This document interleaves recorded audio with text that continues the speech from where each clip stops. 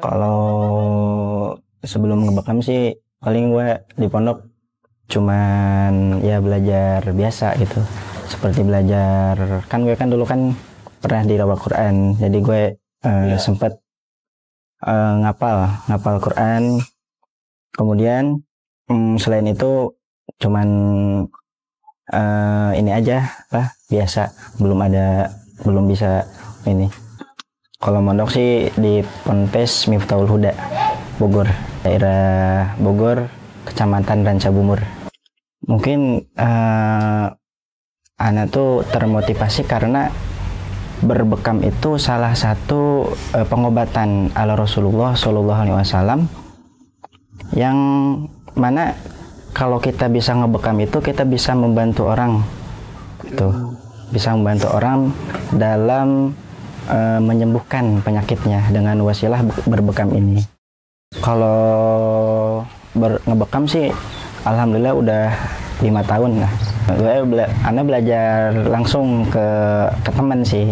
Jadi ada kakak kelas yang mana dia juga sering ngebekam. Nah, saya tertarik kemudian saya belajar, dan alhamdulillah dengan belajar tersebut semakin tahun anak semakin paham gitu, apa berbekam itu.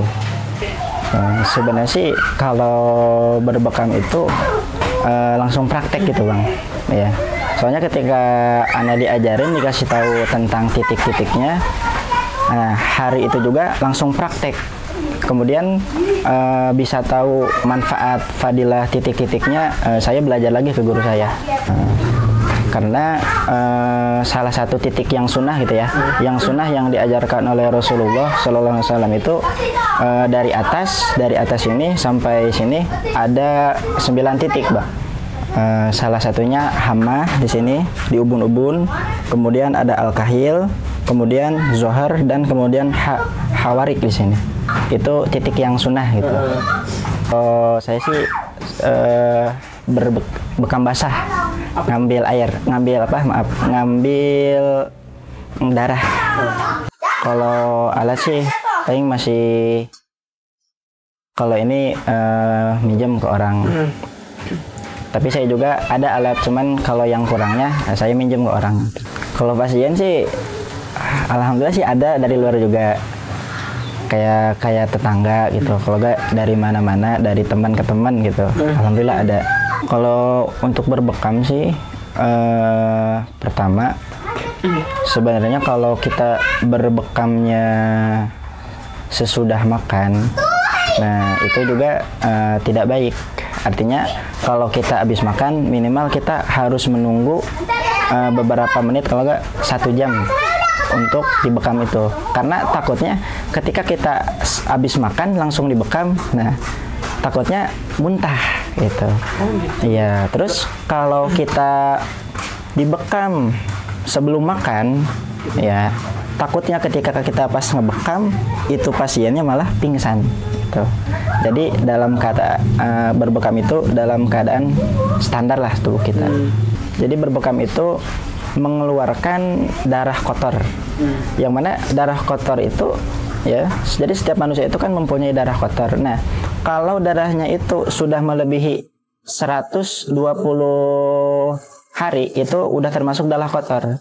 Kalau darah kotor kita tidak dikeluarkan dalam tubuh kita, nah itu efeknya gampang sakit badan. Makanya harus dibekam. Karena kan berbekam itu definisinya ikhrajuda minal jildi antorikotil masyi, yaitu mengeluarkan darah dari permukaan kulit dengan cara dibekam gitu.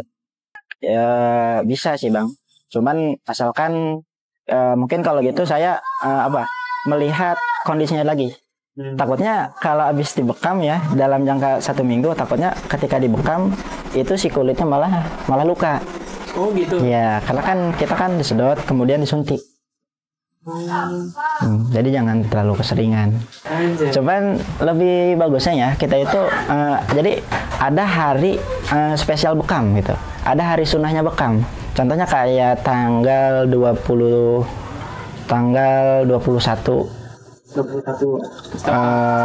bulan Islam gitu. Dalam bulan Islam tanggal 21 dalam bulan Islam. Itu sunnahnya. Mungkin kalau dari ana sih jadilah orang yang bermanfaat untuk orang lain. Khairunas anfa'uhum linnas. Sebaik-baik manusia adalah orang yang bermanfaat bagi orang lain. Bagi kalian yang ingin berbekam, yang ingin menjalankan sunnah Rasul, itu bisa menghubungi ke nomor saya. Nomornya 0895 3853 88855. Paling biasanya sih kalau teman gitu ya, teman yang pondok yang udah keluar biasanya di pondok. Tapi kadang kalau kayak masyarakat, kayak warga, saya datang ke tempatnya.